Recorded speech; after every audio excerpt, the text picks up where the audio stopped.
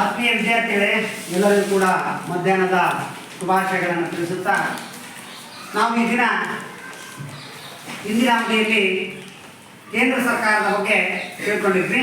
ಅದಕ್ಕಿಂತ ಮುಂಚೆ ನಾವು ಈ ಪಾಠ ಕಡೆಗೆ ಹೆಚ್ಚು ಸ್ವಲ್ಪ ಅವಧಾನ ಮಾಡ್ಕೊಳ್ಬೇಕಾದ್ರೆ ಏನಾದರೂ ಒಂದು ರಿಕ್ರಿಯೇಷನ್, ಒಂದು ಗೇಮ್ಸ್, ಅದೇ ರೀತಿ ನಾವಿಲ್ಲಿ ಒಂದು ಕಥೆಯನ್ನು ಹೇಳ್ತೀನಿ ನಿಮಗೆ.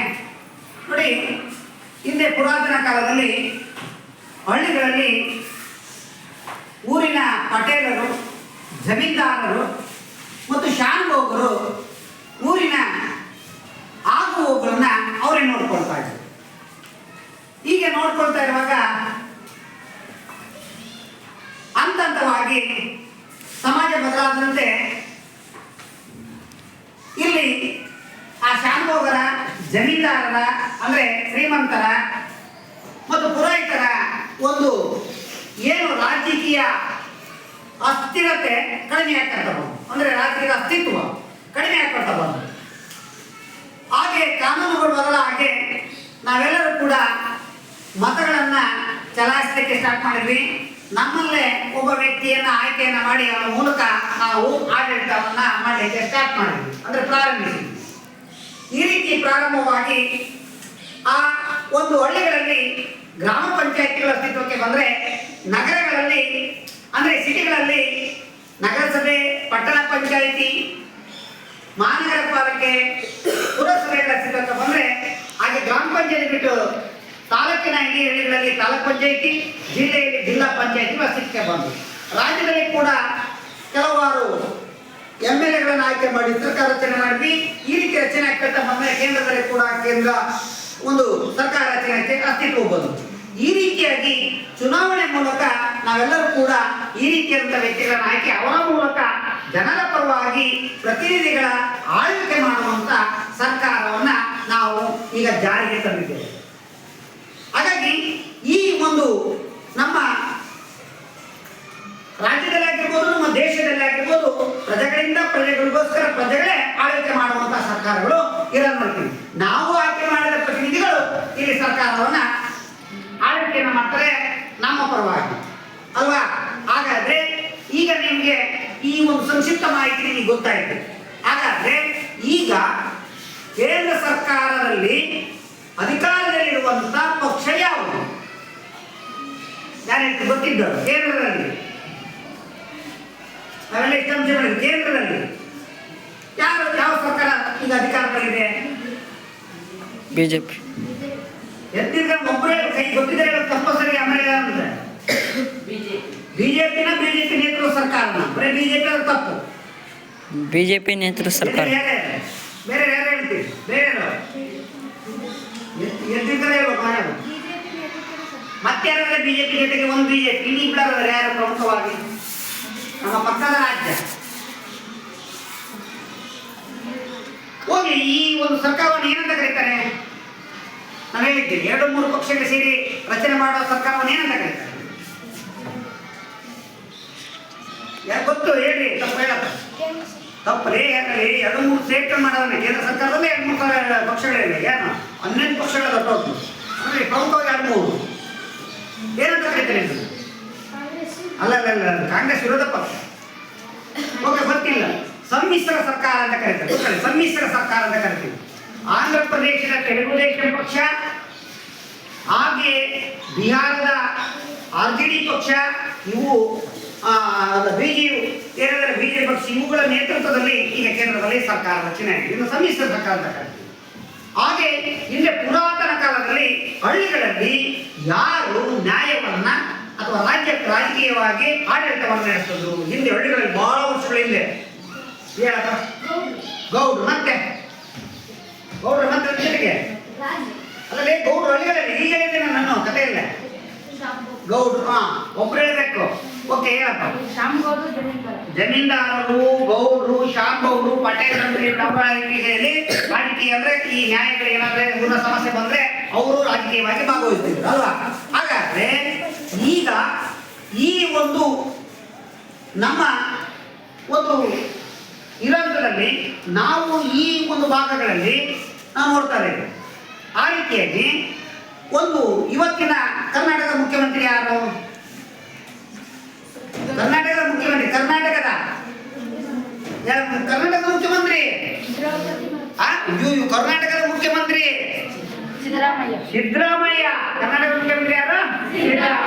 ಸಿದ್ದರಾಮಯ್ಯ ಮಂತ್ರಿಮಂಡಲವನ್ನು ಏನಂತ ಕರಿತೀವಿ?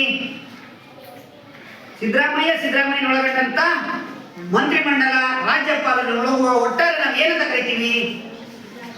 ಹೇಳಿ ಹೇಳು. ಎದ್ದೇಳಬೇಕು ಅಂದ್ರೆ ಬಾಯಿ ಬಿಡ್ತಾನಲ್ಲ. ದೂರ ಹೇಳು. ರಾಜ್ಯ ಸರ್ಕಾರ. ಚಪ್ಪಾಳೆ ಹೊಡಿ ಅವನಿಗೆ.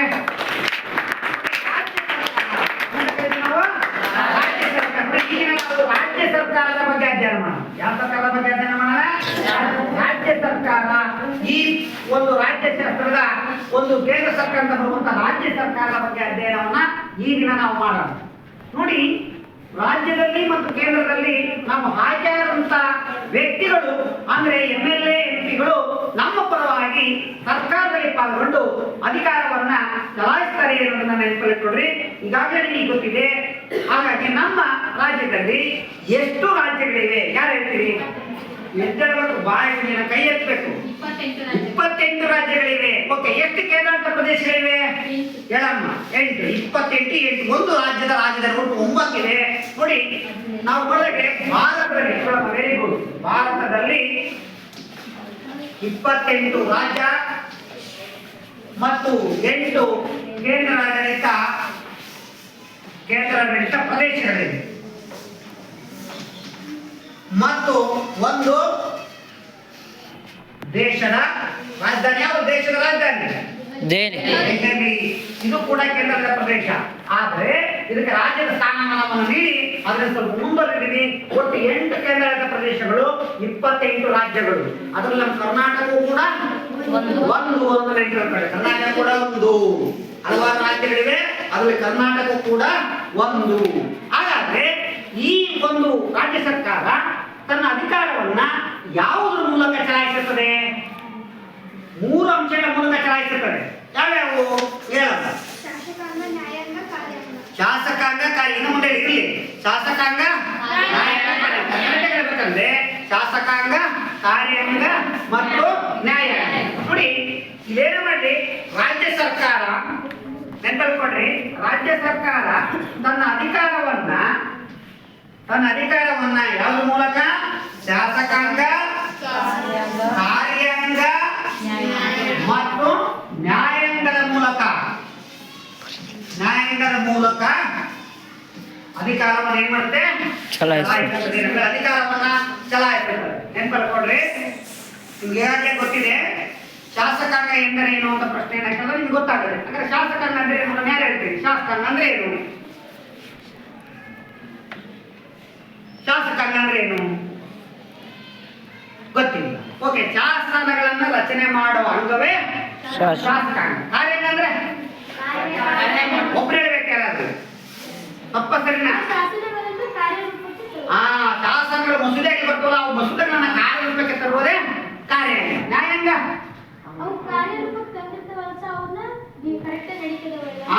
ಶಾಸನ ಮತ್ತು ಕಾರ್ಯಾಂಗ ಸರಿಯಾಗಿ ಕೆಲಸ ಮಾಡ್ತಾವಿಲ್ಲ ಅನ್ನೋದನ್ನ ಚರ್ಚೆ ಮಾಡೋದು ಯಾವುದು? ನ್ಯಾಯಾಂಗ ಅನ್ನೋದನ್ನ ನೋಡೋಣ. ಈ ಅವಧಿಯಲ್ಲಿ ನಾವು ರಾಜ್ಯ ಶಾಸಕಾಂಗದ ಬಗ್ಗೆ ಅಧ್ಯಯನ ಮಾಡೋಣ. ಅದರ ಬಗ್ಗೆ ಅಧ್ಯಯನ ಮಾಡೋಣ. ರಾಜ್ಯ ಶಾಸಕಾಂಗ ಇದು ಮುಂದುವರೆದು ರಾಜ್ಯ ಶಾಸಕಾಂಗದ ಬಗ್ಗೆ ನಾವು ಅಧ್ಯಯನ ಮಾಡೋಣ. ನೆನಪಲ್ಕೊಡ್ರಿ, ರಾಜ್ಯ ಈ ಶಾಸಕಾಂಗದಲ್ಲಿ ನೆನಪುಕೊಡ್ರಿ, ಇದನ್ನ ಸಂಸತ್ತು ಅಂತ ಕರೀತಾರೆ ಕೇಂದ್ರದಲ್ಲಿ. ರಾಜ್ಯದಲ್ಲಿ ಕೂಡ ಇದನ್ನು ಕೂಡ 2 ಒಂದು ಇದ್ದೇವೆ. ಹಾಗಾಗಿ ನೆನಪಲ್ರಿ, ಶಾಸಕಾಂಗದಲ್ಲಿ 2 ಸದನಗಳಿವೆ. ಸದನಗಳಿವೆ, ದ್ವಿಸದನ 2 ಸದನಗಳಿವೆ. ಹಾಗಾದ್ರೆ ಕರ್ನಾಟಕದಲ್ಲಿ 2 ಸದನಗಳಿವೆ. ಯಾವ್ಯಾವು? ಕರ್ನಾಟಕದಲ್ಲಿ 2 ಸದನಗಳಿವೆ. ಗೊತ್ತಿದ್ದರೆ ಕೈ ಎತ್ತಿ. ಗೊತ್ತಿಲ್ಲ ಅಂದ್ರೆ ಬೇಡ, ನಾನು ಹೇಳ್ತೀನಿ. ಯಾರಿಗೆ ಗೊತ್ತಿದೆ? ಕರ್ನಾಟಕದಲ್ಲಿ 2 ಸದನಗಳಿವೆ. ಆ ಸದನಗಳು ಯಾವುವು ಅನ್ನೋ ಪ್ರಶ್ನೆ ನಿಮಗೆ ಕೇಳಿದ್ದೀನಿ. ಯಾವ್ಯಾವ ಅಂದರೆ ಆ 2 ಸದನಗಳು? ಗೊತ್ತಿಲ್ಲ ನಿಮಗೆ. ನೋಡಿ, ನಿಮಗೆ ಏನು ಆ ಅಂಶಗಳ ಬಗ್ಗೆ ಗೊತ್ತಿಲ್ಲ ಅಂದಾಗ ಗೊತ್ತಿಲ್ಲ ಅಂತ ಹೇಳ್ಬೇಕು, ತಪ್ಪೇನಿಲ್ಲ. ಹಾಗಾಗಿ ಒಟ್ಟು ನಾವು 2 ಸದನಗಳನ್ನ ನೋಡ್ತೀವಿ. ಯಾವ್ಯಾವ 2 ಸದನಗಳು ಅಂತ ಹೇಳಿದ ತಕ್ಷಣ ನಿಮಗೆ ಸ್ವಲ್ಪ ಏನೊಂದು ಡೌಟ್ ಆಗಿದೆ. ಆ ಡೌಟ್ ಅನ್ನ ನೋಡಿದಾಗ ಇಲ್ಲಿ ನಾವು ಭಾರತದ ಈ ನಕಾಶೆಯಲ್ಲಿ ಒಟ್ಟಾರೆಯಾಗಿ ನಾವು ನೋಡಿದಾಗ ಇಲ್ಲಿ ಬಹಳ ಪ್ರಮುಖವಾಗಿ ನಾವು ನೋಡ್ತಾ ಇದ್ದೀವಿ. ಈ ಭಾರತ ನಕಾಶೆಯಲ್ಲಿ ನೋಡಿ, ಇಷ್ಟದವಲ್ಲ, ಇದರಲ್ಲಿ 28 ರಾಜ್ಯಗಳಿವೆ. ಎಷ್ಟು ರಾಜ್ಯಗಳಿವೆ? 28 ರಾಜ್ಯಗಳಿವೆ. ನಮ್ಮ ರಾಜ್ಯ ಕರ್ನಾಟಕ ಯಾವ ಭಾಗದ ಯಾವ ದಿಕ್ಕಿಗೆ ಬರ್ತದೆ? ದಕ್ಷಿಣ ದಿಕ್ಕಿಗೆ ಬರುತ್ತೆ. ಹಾಗಾಗಿ ಇದು ದೇಶದ ರಾಜಧಾನಿ ದೆಹಲಿ, ಸಣ್ಣದಿರುವ ದೆಹಲಿ. ಈ ರೀತಿಯಾಗಿರುವಂತಹ ಒಟ್ಟು ಒಂದು 28 ರಾಜ್ಯಗಳನ್ನ ಒಳಗೊಂಡಿರುವಂತಹ ಒಂದು ಒಕ್ಕೂಟ ವ್ಯವಸ್ಥೆ ಆಗಿದೆ ನಮ್ಮ ಭಾರತ. ಒಟ್ಟು 8 ಕೇಂದ್ರಾಡಳಿತ ಪ್ರದೇಶಗಳನ್ನ ಹೊಂದಿದೆ. ಅಲ್ಲಿ ಪ್ರಮುಖವಾಗಿ ಲಕ್ಷದ್ವೀಪ ಆಗಿರ್ಬೋದು, ಹಾಗೆ ಬೇಕಾದ್ರೆ ಅಂಡಮಾನ್ ನಿಕೋಬಾರ್ ದ್ವೀಪ ಆಗಿರ್ಬೋದು, ದಿಯೋಡಮನ್, ದಾದರ್ ನಗರ ಹವೇಲಿ ಆಗಿರ್ಬೋದು, ಹರಿಯಾಣ ಚಂಡೀಗಢ ಆಗಿರ್ಬೋದು, ಇವೆಲ್ಲ ಪ್ರಮುಖವಾಗಿರುವಂಥವು. ಈಗ ಇಲ್ಲಿ ಮೇಲೆ ನಾವು ಎರಡು ಮಾಡಿದ್ದೀವಿ. ಈಗ ಯಾವುದು ಜಮ್ಮು ಅಂಡ್ ಕಾಶ್ಮೀರ ಅಂತ ಕರಿತೀವಲ್ಲ, ಇನ್ನೊಂದು ಲಡಾಖ್ ಅಂತ, ಇವೆಲ್ಲ ಕೇಂದ್ರಾಡಳಿತ ಪ್ರದೇಶಗಳು. ಈ ನಕಾಶೆಯಲ್ಲಿ ನಾವು 28 ರಾಜ್ಯಗಳನ್ನ ಭಾರತ ನಕಾಶೆಯಲ್ಲಿ ನಾವು ನೋಡ್ತಾ ಇದ್ದೀವಿ. ಹಾಗೆ ಈ ಭಾರತ ನಕಾಶೆಯಲ್ಲಿ ನೋಡಿದ ಹಾಗೆ ನಂತರ ನಾವು ನೇರವಾಗಿ ರಾಜ್ಯ ಶಾಸಕಾಂಗ ಹೋಗಿದ್ವಿ. ಹಾಗಾದ್ರೆ ನೆನಪಾಗಿರ್ಬೋದು ನಿಮಗೆ, ಈಗ ಶಾಸಕಾಂಗದಲ್ಲಿ 2 ಸದನಗಳಿವೆ ಅಂತ ನಾನು ಹೇಳಿದೆ.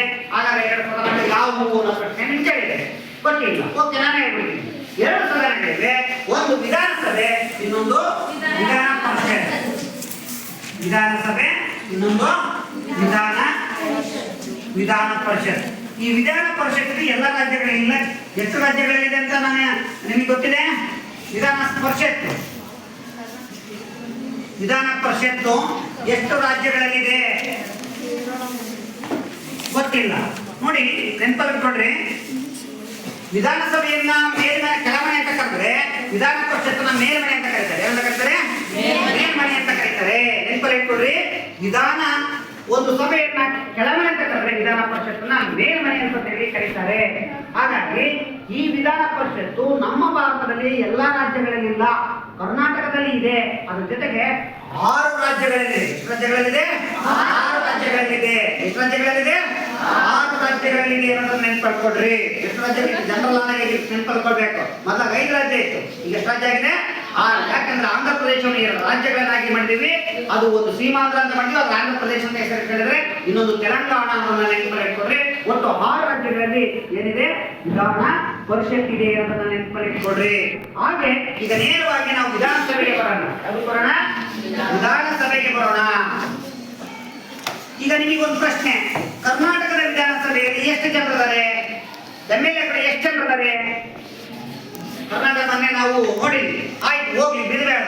ಈಗಿನ ದಾವಣಗೆರೆ ಉತ್ತರ ವಿಧಾನಸಭಾ ಕ್ಷೇತ್ರದ MLA ಯಾರು? ನಿಮ್ಮ ಕ್ಷೇತ್ರ ಇದೆ, ಈ ಎಲೆಬೇಟು ಸೇರುತ್ತೆ ದಾವಣಗೆರೆ ಉತ್ತರ ವಿಧಾನಸಭಾ ಕ್ಷೇತ್ರಕ್ಕೆ.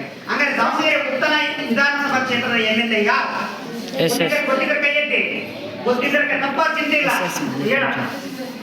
Very good. SS Mallikarjun Davanagere ಉತ್ತರ ವಿಧಾನಸಭಾ ಕ್ಷೇತ್ರದ MLA ಮತ್ತು ದಾವಣಗೆರೆ ಜಿಲ್ಲಾ ಉಸ್ತುವಾರಿ ಸಚಿವರು ಮತ್ತು ಕರ್ನಾಟಕ ಸರ್ಕಾರದಲ್ಲಿ ಒಬ್ಬ ಸಚಿವರು ಕೂಡ, ಒಂದು ಕ್ಯಾಬಿನೆಟ್ ದರ್ಜೆಯ ಸಚಿವರು ಕೂಡ ಹೌದು ಅನ್ನೋದನ್ನ ನೆನಪಿಟ್ಕೊಂಡ್ರೆ. ಹಾಗಾದ್ರೆ ಈ MLAಗಳು ಕರ್ನಾಟಕದಲ್ಲಿ ಎಷ್ಟು ಜನ ಇದ್ದಾರೆ?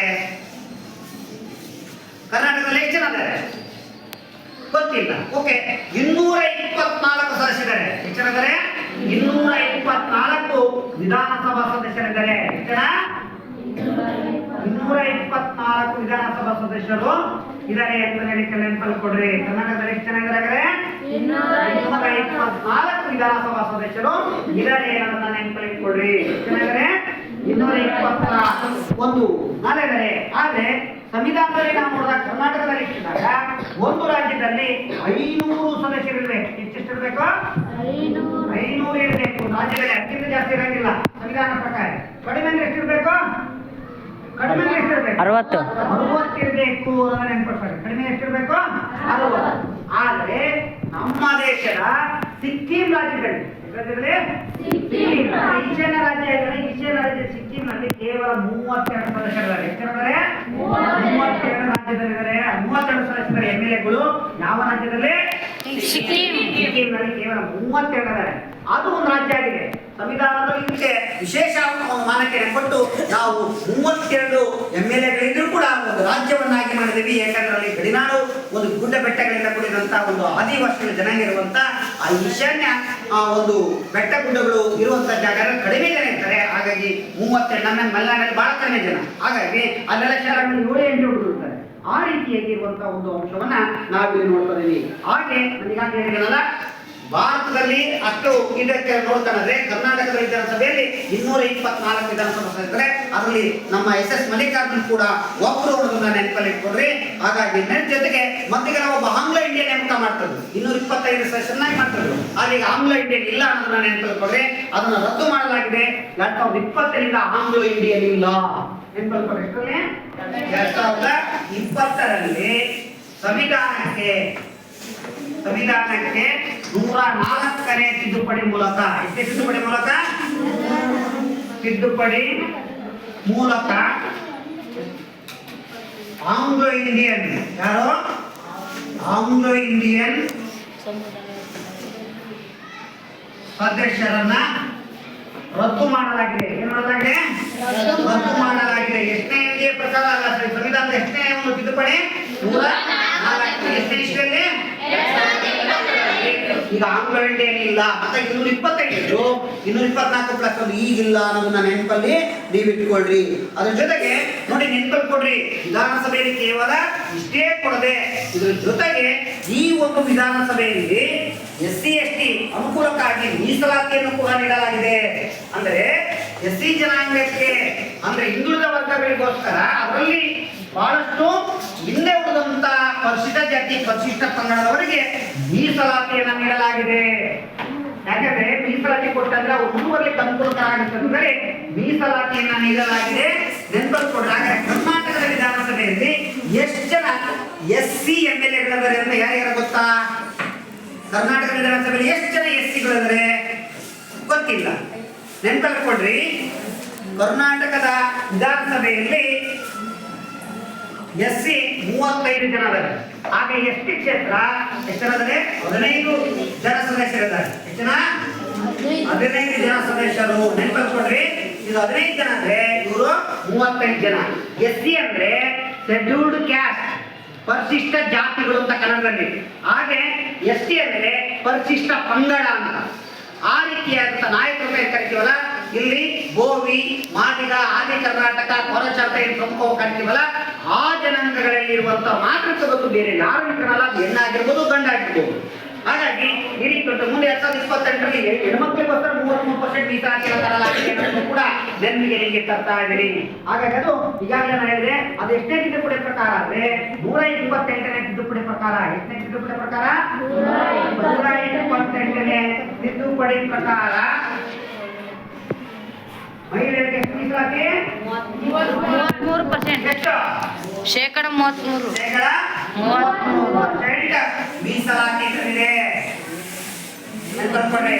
ಅದು ಹೆಣ್ಮಕ್ಳು ಬಿಟ್ಟರೆ ಯಾರು ಇರ್ತಾರಲ್ಲ, 33 2028 ಎಲೆಕ್ಷನ್ ಆಗುತ್ತೆ ನಮ್ಮ ಕರ್ನಾಟಕದಲ್ಲಿ. ಆ 28ರಲ್ಲಿ 33 ಜನ ಮಹಿಳೆಯರಿಗೆ ಸೀಟ್ ಕೊಡ್ಲೇಬೇಕು. ಆ ರೀತಿಯಾದಂತಹ ವ್ಯವಸ್ಥೆಯನ್ನ ನಾವಿಲ್ಲಿ ನೋಡ್ತಾ ಇದ್ದೀವಿ.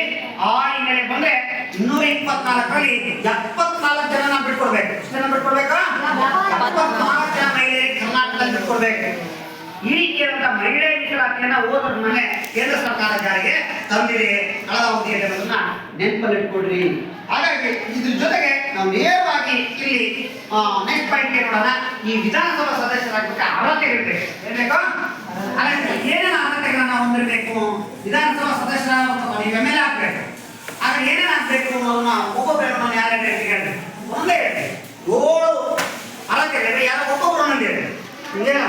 ಈಗ ಫಸ್ಟ್ ಇವ್ರು ಹೇಳ್ತಾರೆ ಭಾರತದ ಪ್ರಜಾ. Very good. ನೀನಂದ ಹೇಳಮ್ಮ.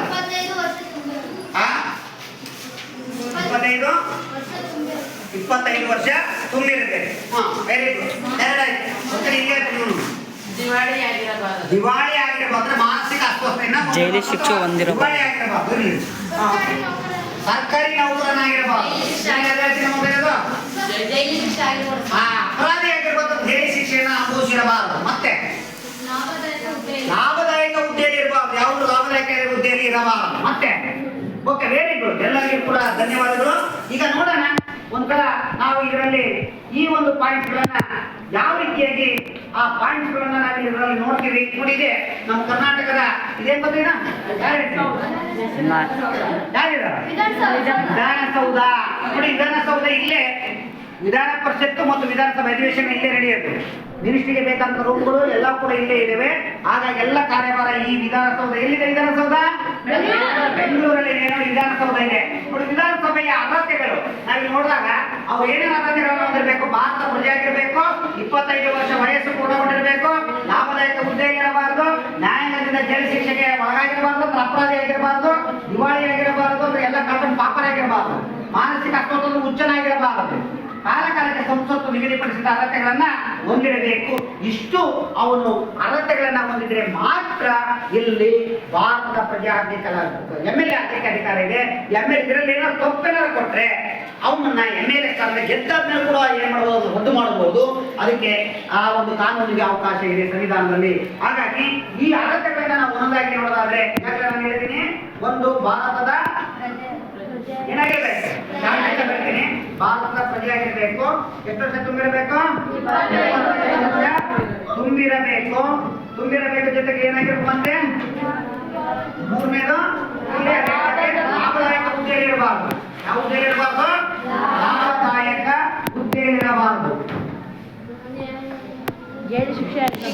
ಹಾಗೆ 4ನೇ ಪಾಯಿಂಟ್ ಅಪರಾಧಿ ಆಗಿರಬಾರ್ದು. ಏನಾಗಿರಬಾರ್ದು? ಅಪರಾಧಿ ಆಗಿರಬಾರದು. ಅಪರಾಧಿ ಆಗಿರಬಾರದು. ಮತ್ತೆ ಏನ್ ನೋಡ್ಬೋದು ನಾವು? ದಿವಾಳಿ ಅಂದ್ರೆ ಪಾಪ ಅಂತ ಕರೀತೇವೆ. ದಿವಾಳಿ ಆಗಿರಬಾರದು. ಹಾಗೆ ಮಾನಸಿಕ ಅಸ್ವಸ್ಥ ಅಂದ್ರೆ ಹುಚ್ಚನಾಗಿರಬಾರದು. ಏನಾಗಿರಬಾರ್ದು? ಹುಚ್ಚನಾಗಿರಬಾರದು. ಇನ್ನೊಂದು ಕೂಡ ಮಾಡ್ಕೊಡ್ತಾರೆ, ಹುಚ್ಚನಾಗಿರಬಾರದು. ಕೊನೆಯದಾಗಿರೋ ಸಂಸತ್ತಿನ ಬದಲಾವಣೆ ಮಾಡ್ತಂದ್ರೆ ದೇಶಗಳಲ್ಲಿ ಏನಾದ್ರೂ ಅದನ್ನು ಕೂಡ ಹೊಂದಿರಬೇಕಾಗುತ್ತೆ. ಇಷ್ಟು ಅವನ ಒಂದು ಅಂಶಗಳನ್ನು ನೋಡ್ತಿದ್ದೀವಿ. ಮತ್ತೆ ವಿಧಾನಸಭೆಯ ಈ ಆಯ್ಕೆ ಆಗ್ತಾರೆ MLA ಎಷ್ಟು ವರ್ಷ ಇರ್ತದೆ? ಅವ್ರ ಅಧಿಕಾರಾವಧಿ ಎಷ್ಟು ವರ್ಷ? 5 ವರ್ಷ. 5 ವರ್ಷ. Very good. ಎಷ್ಟು ವರ್ಷ ಇವಾಗ? 5 ವರ್ಷ ಅವರ ಅಧಿಕಾರಾವಧಿ 5 ವರ್ಷ. ಇಷ್ಟು ವರ್ಷ ಇರ್ಬೋದು, ಅದಕ್ಕೆ ಮುಂಚೆ ಏನಾರ ಮಾಡ್ಬೋದು. 5 ವರ್ಷ ಅಧಿಕಾರ ಓಕೆ. ಅದಕ್ಕೆ ಮುಂಚೆ ಮತ್ತೆ ಚುನಾವಣೆ ಹೋಗ್ಬೋದು. ಯಾವಾಗ ಅವ್ರು ಜನರ ವಿಶ್ವಾಸ ಕಳ್ಕೊಳ್ತಾರೋ ಅದು ಇನ್ನೊಂದು ಪಕ್ಷಕ್ಕೆ ನೆಗೆದು ಅಂತ ಪಕ್ಷ ಮಾಡ್ಕೊಂಡು ಇನ್ನೊಂದು ಪಕ್ಷಕ್ಕೆ ಹೋಗ್ತಾರಲ್ಲ, ಅವಾಗ ರಾಜೀನಾಮೆ ಕೊಡ್ತಾರೆ, ಮತ್ತೆ ಚುನಾವಣೆ ಇರ್ತಾರೆ. ಆಮೇಲೆ ಮುಖ್ಯಮಂತ್ರಿಗಳು ಅಂತ ಮಂತ್ರಿಮಂಡಲ ಯಾವಾಗ ಅವಿಶ್ವಾಸ ಮಾಡೋದು ಕಳ್ಕೊಳ್ಳುತ್ತೋ ಆಗ ಮತ್ತೆ ಚುನಾವಣೆ ಇರ್ತಾರೆ. ಹಾಗೆ 3 ವರ್ಷ 4 ವರ್ಷ ಕಡ್ಡಾಯ, ಲಾಸ್ಟ್ ಕರೆಕ್ಟ್ 5 ವರ್ಷ. 5 ವರ್ಷ ಆದ್ಮೇಲೆ ಎಲೆಕ್ಷನ್ ಆಯ್ತು ನೋಡಿ. ಮತ್ತೆ 2023 ಹೋದ ವರ್ಷ ಎಲೆಕ್ಷನ್ ಆಗಿದೆ. ನೆಕ್ಸ್ಟ್ 5 ವರ್ಷ 2023 5 ಎಷ್ಟು ವರ್ಷ? 2028 ಮತ್ತೆ ವಿಧಾನಸಭೆ ಕರ್ನಾಟಕದ ಚುನಾವಣೆ ನಡೆಯುತ್ತೆ. ಈಗ ನೆಕ್ಸ್ಟ್ ಈ ತಿಂಗಳಲ್ಲಿ ಮತ್ತೆ ಮುಂದಿನ ತಿಂಗಳಲ್ಲಿ 4 ರಾಜ್ಯಗಳ ಚುನಾವಣೆ ನಡೀತಾ ಇದೆ. ಯಾವ್ಯಾವ ರಾಜ್ಯಗಳ ಚುನಾವಣೆ ನಡೀತಾ ಇದ್ದಾರೆ? ಜಮ್ಮು ಅಂಡ್ ಕಾಶ್ಮೀರ, ಹರಿಯಾಣ ಆದ್ಮೇಲೆ ಮತ್ತೆ ಯಾವ ರಾಜ್ಯಗಳಲ್ಲಿ? ಹಿಮಾಚಲ ಪ್ರದೇಶ. ಯಾವ ರಾಜ್ಯಗಳಲ್ಲಿ? ಹಿಮಾಚಲ ಪ್ರದೇಶ. ಈ ಹಿಮಾಚಲ ಪ್ರದೇಶ ಮತ್ತು ಇನ್ನೊಂದು ರಾಜ್ಯಗಳಲ್ಲಿ ಮಹಾರಾಷ್ಟ್ರ. ಈ 4 ರಾಜ್ಯಗಳಲ್ಲಿ ಚುನಾವಣೆ ನಡೀತಾ ಇದೆ. ಈ ತಿಂಗಳು ಮತ್ತು ಮುಂದಿನ ತಿಂಗಳು ನೆನಪಿಟ್ಕೊಂಡ್ರೆ 5 ವರ್ಷ ಅವಧಿ ಕಾಲಾವಧಿ ನೆನಪಿಟ್ಕೊಂಡ್ರೆ ಮುಂಚಿತವಾಗಿ ರಾಜೀನಾಮೆ ಕೊಟ್ಟು ಮತ್ತೆ ಬೇರೆ ಪಕ್ಷದಿಂದ ಗೆಲ್ಲಬಹುದು. ಅದ್ರ ಜೊತೆಗೆ ನಾನು ಈಗಾಗಲೇ ಹೇಳಿದ್ದೀನಿ, ಮಂತ್ರಿಮಂಡಲ ರಚನೆ ಮಾಡಿದ ಮುಖ್ಯಮಂತ್ರಿಗಳು ಮತ್ತು ರಾಜ್ಯಪಾಲರು ಅವರು ಒಂದು ಒಂದೇ ಕೆಲಸ ಮಾಡ್ತಾರೆ. ಎಲ್ಲಿವರೆಗೆ ಮಂತ್ರಿ ಮತ್ತೆ ಮುಖ್ಯಮಂತ್ರಿಗಳು ವಿಶ್ವಾಸ ಪಡಿಸಿರ್ತಾರೆ ವಿಧಾನಸಭೆಯಲ್ಲಿ, ಅಲ್ಲಿವರೆಗೂ ಸರ್ಕಾರ ರಚನೆ ಇರುತ್ತೆ ಅನ್ನೋದನ್ನ ನೆನಪಿಟ್ಕೊಂಡ್ರೆ. ಹಾಗೆ ಈ ಒಂದು ನೆನಪಿಟ್ಕೊಂಡ್ರಿ, ಇಲ್ಲಿ ಮುಖ್ಯಮಂತ್ರಿ ಮತ್ತು ಮಂತ್ರಿಮಂಡಲ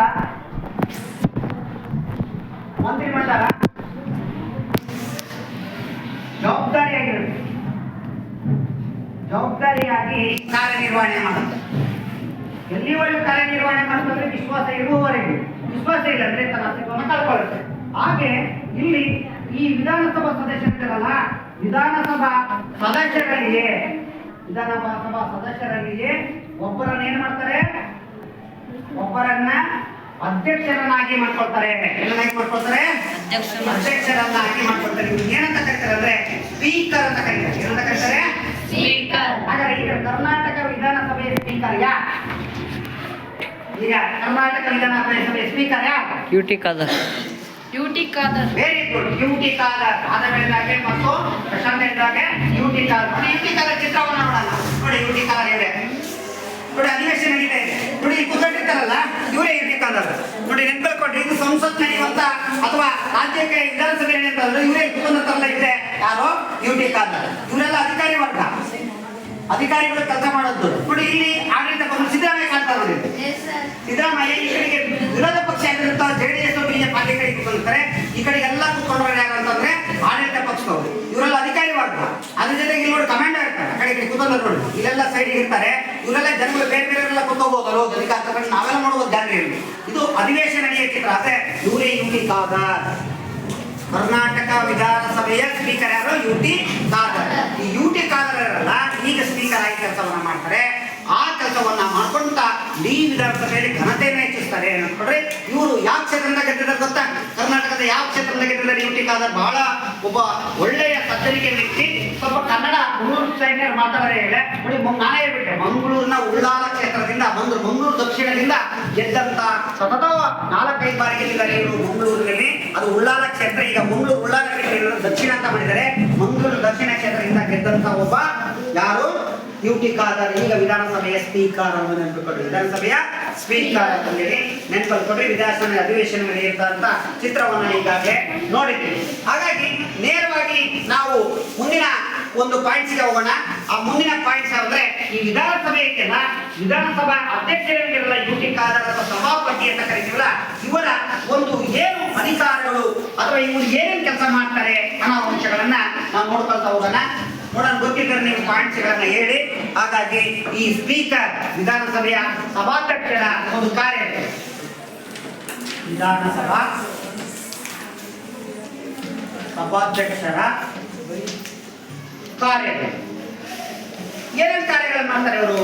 ಒಬ್ಬೊಬ್ಬರೇ ಒಂದೊಂದು ಗೊತ್ತಿದ್ರೆ ಹೇಳ್ರಿ, ಇಲ್ಲಾಂದ್ರೆ ನಾನೇ ಹೇಳ್ತೀನಿ. ಏನ್ ಮಾಡ್ತಾರೆ ಇವರು? ಈ ಸ್ಪೀಕರ್ ನೋಡಿದ್ರೆ ಈಗ ಹಾಗಾಗಿ ಇಲ್ಲೇ ಇದೆ, ಈ ಚಿತ್ರ ನೋಡ್ಕೊಂಡು ಹೇಳ್ಬೋದು, ಎಲೆಕ್ಷನ್ ನೋಡೇ ಗೊತ್ತಾಗುತ್ತೆ. ಇವರೇ ಯುಟಿ ಖಾದರ್ ಅಂತ ಹೇಳಿದೆ. ಹಾಗಾಗಿ ಇವರ ಕಾರ್ಯಗಳೇನು? ಇವ್ರ ಕೆಲಸ ಏನು? ಪ್ರಯತ್ನ ಮಾಡಿ ಏನು ಮಾಡ್ತಾರೆ? ಓಕೆ, ಗೊತ್ತಿಲ್ಲ. ಒಂದೇ ಹೇಳ್ತೀನಿ, ವಿಧಾನಸಭೆಯ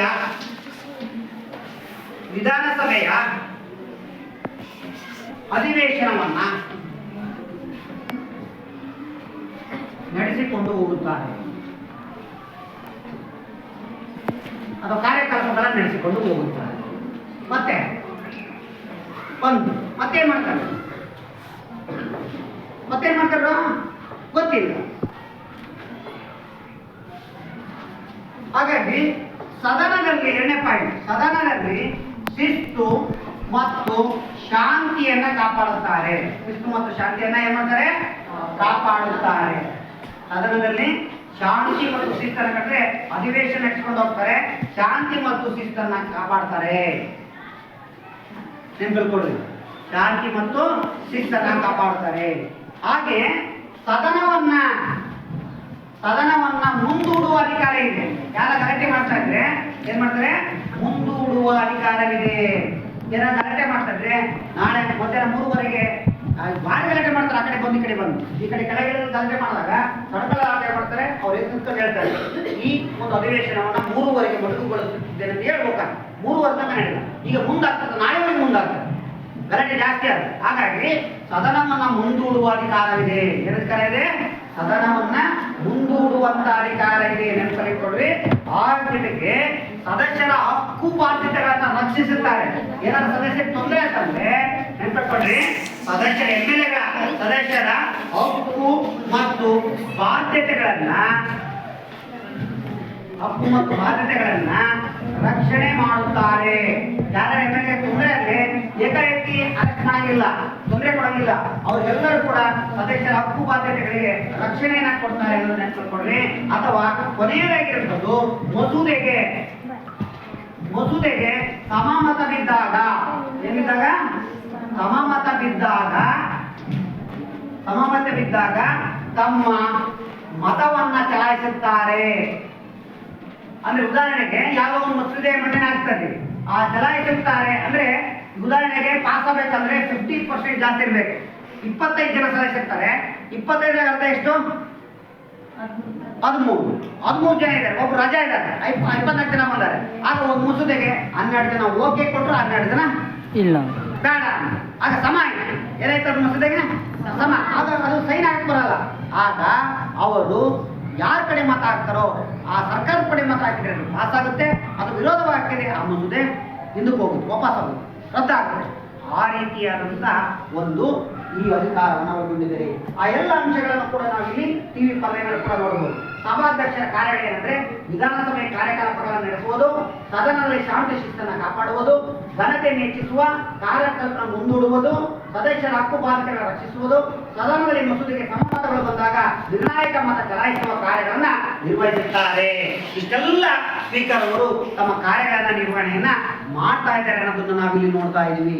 ಈ ರೀತಿಯಾಗಿ ವಿಧಾನಸಭೆ ಯಾವ ತರ ತನ್ನ ಕಾರ್ಯಕರ್ತಗಳನ್ನ ಮಾಡ್ಕೊಂಡು ಹೋಗ್ತಾ ಇದೆ ಅನ್ನೋ ಅಂಶಗಳನ್ನ ನಾವು ಇಲ್ಲಿ ನೋಡ್ತಾ ಇದ್ದೀವಿ. ಹಾಗಾಗಿ ಈ ಒಂದು ಅವಧಿಯಲ್ಲಿ ನಾವು ರಾಜ್ಯ ಸರ್ಕಾರ ಒಕ್ಕೂಟ ವ್ಯವಸ್ಥೆ ಎಷ್ಟು ರಾಜ್ಯಗಳಿವೆ, ಎಷ್ಟು ಕೇಂದ್ರಾಡಳಿತ ಪ್ರದೇಶವಿವೆ, ದೇಶದ ರಾಜಧಾನಿ ಯಾವುದು, ಯಾವ ರೀತಿಯಾಗಿ ರಾಜ್ಯ ಸರ್ಕಾರ ಯಾವ ಅಂಗಗಳ ಮೂಲಕ ಅಧಿಕಾರವನ್ನು ಚಲಿಸುತ್ತೆ, ಅದರಲ್ಲಿ ಅದರಲ್ಲಿ ಪ್ರಮುಖವಾಗಿ ಶಾಸಕಾಂಗದಲ್ಲಿ ದ್ವಿಸದನಗಳಿವೆ, ವಿಧಾನಸಭೆ ಮತ್ತು ವಿಧಾನ ಪರಿಷತ್, ಕೆಳಮನೆ ಮತ್ತು ಮೇಲ್ಮನೆ ಅಂತಂದೇಳಿ ಆ ಒಂದು ಅಂಶಗಳ ಜೊತೆಗೆ ಕರ್ನಾಟಕದಲ್ಲಿ 224 ಸದಸ್ಯರೇ ಒಬ್ಬ ಆಂಗ್ಲೋ ಇಂಡಿಯನ್ ಇದ್ದಾರೆ ಅಂತ ಹೇಳಿದೆ. ಅದರ ಜೊತೆಗೆ ಇಲ್ಲಿ ಸಂವಿಧಾನದಲ್ಲಿ ನಾವು ನೋಡಿದಾಗ ಒಂದು ರಾಜ್ಯದಲ್ಲಿ 500 ಸದಸ್ಯಕ್ಕಿಂತ ಹೆಚ್ಚಿರಬಾರದು, 60ಕ್ಕಿಂತ ಕಡಿಮೆ ಇರಬಾರದು ಅಂತ ನೋಡ್ತೀವಿ.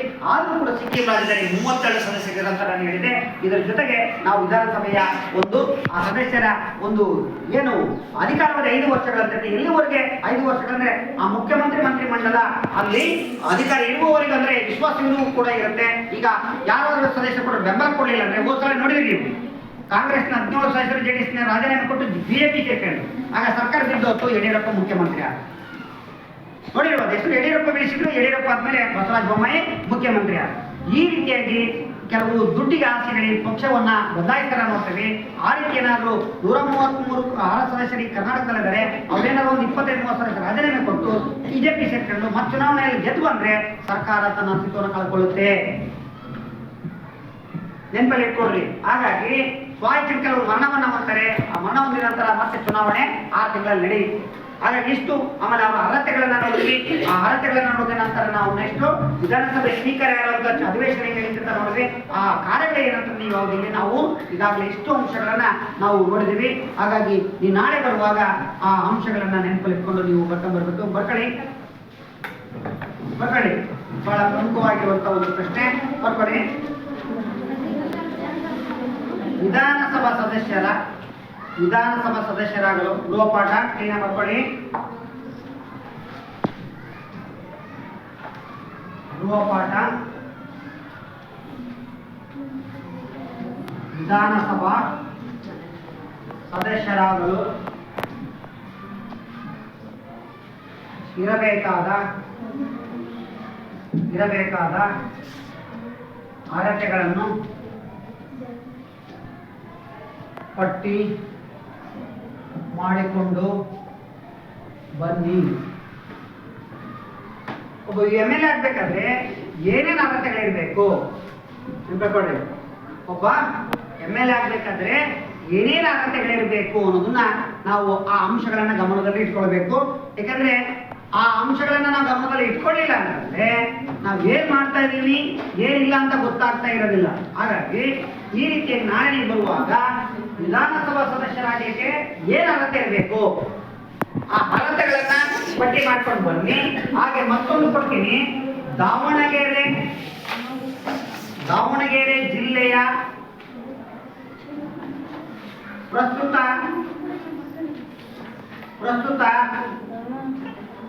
ವಿಧಾನಸಭಾ ಸದಸ್ಯರ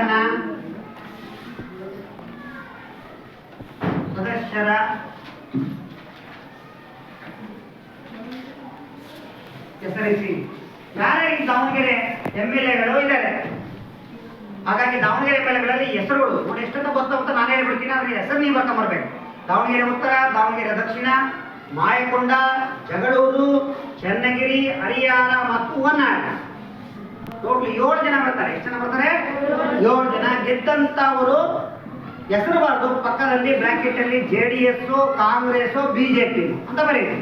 ಮತ್ತೆ ಹೇಳ್ತಾರೆ ನಾನು ಆ 7 ಜನ ಯಾರ ಹೆಸರುಗಳನ್ನ ನೀವು ಅಕ್ಕಪಕ್ಕದಲ್ಲಿ ತಿಳ್ಕೊಂಡು ಸರ್ಚ್ ಮಾಡಿ ನಿಮ್ಮ ಅಣ್ಣ ಅವರೆಲ್ಲ ಕೇಳಿ ಹೇಳ್ತಾರೆ. ಅವ್ರ ಹೆಸರನ್ನ ಬರ್ಕೊಳ್ಳಿ.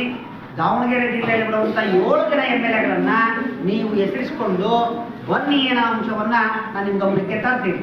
ಅರ್ಥ ಹೇಳಿದ್ದಾನ? ಅರ್ಥ ಇದ್ರಾ? ನಾಳೆ ಮುಂದುವರೆದು ನಾವು ಈ ಒಂದು ರಾಜ್ಯ ಶಾಸಕಾಂಗ ಏನಿದೆಯಲ್ಲ ಅದರ ಅಧಿಕಾರಗಳನ್ನ ಕಾರ್ಯಗಳನ್ನ ನೋಡೋಣ. ಕಾರ್ಯಗಳನ್ನ ನೋಡೋಣ ನಾಳೆ ಇರ್ತೀನಿ. ಹಾಗಾಗಿ ಇಲ್ಲಿವರೆಗೂ ನಾವು ಮತ್ತೊಂದು ಸಲ ನಿಮಗೆ ಬ್ರೀಫ್ ಆಗಿ ಹೇಳ್ತಿದ್ದೀನಿ. ರಾಜ್ಯ ಸರ್ಕಾರ ಹೇಗೆ ಒಕ್ಕೂಟ ವ್ಯವಸ್ಥೆ ಅಧಿಕಾರದಲ್ಲಿದೆ, ಅಧಿಕಾರವನ್ನು 3 ಅಂಗಗಳ ಮೂಲಕ ಹೇಗೆ ಚಲಾಯಿಸುತ್ತದೆ, ಹಾಗೆ ಈ ಒಂದು ರಾಜ್ಯ ಶಾಸಕಾಂಗದಲ್ಲಿ ನಾವು 3 ಅಂಗಗಳಲ್ಲಿ ಶಾಸಕಾಂಗ ಮೊದಲನೇದು ಶಾಸಕಾಂಗ ಅಂದ್ರೆ ಏನಂತ ಹೇಳಿದ್ರೆ ಶಾಸಕರನ್ನ ಕಾರ್ಯರೂಪಕ್ಕೆ ತರುವುದು. ಇದರಲ್ಲಿ 2 ಸದನಗಳಿವೆ, ಒಂದು ವಿಧಾನಸಭೆ, ಇನ್ನೊಂದು ವಿಧಾನ ಪರಿಷತ್. ವಿಧಾನ ಪರಿಷತ್ ಕೇವಲ 6 ರಾಜ್ಯಗಳಿದೆ, ಎಲ್ಲ ರಾಜ್ಯಗಳಲ್ಲಿ ಇಲ್ಲ ಅನ್ನೋದನ್ನ ಹೇಳಿದ್ದೆ.